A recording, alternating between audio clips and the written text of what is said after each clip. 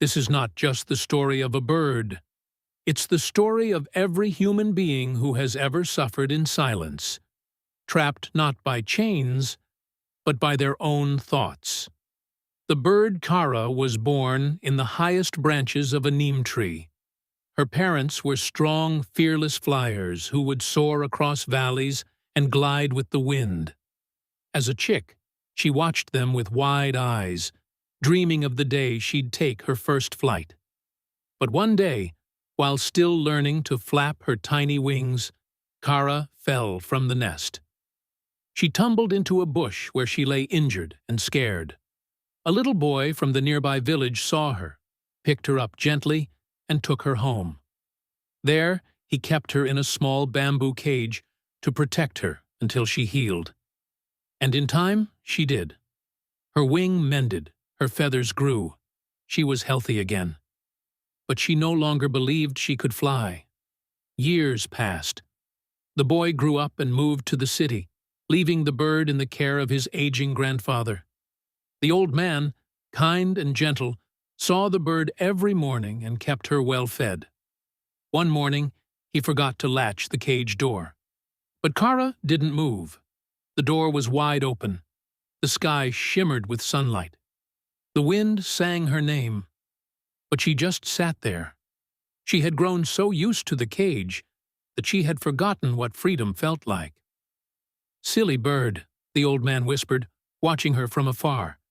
"The cage is no longer around you. It's inside you now." One rainy morning, another bird, a free sparrow, came to rest on the windowsill near Chara's cage. "What are you doing in there?" the sparrow asked curiously. Chara tilted her head. "This is my home." "Looks more like a prison." No, Chara said quickly. "I'm not strong enough to live outside. I tried once. I fell. I got hurt. The world out there, it's dangerous." The sparrow looked at her for a long time and said, "That fall didn't break your wings. It broke your spirit." Then she flew away. Chara stared out into the world. She couldn't stop thinking about those words. Was it true? Was she not a victim of fate, but a prisoner of her own fear?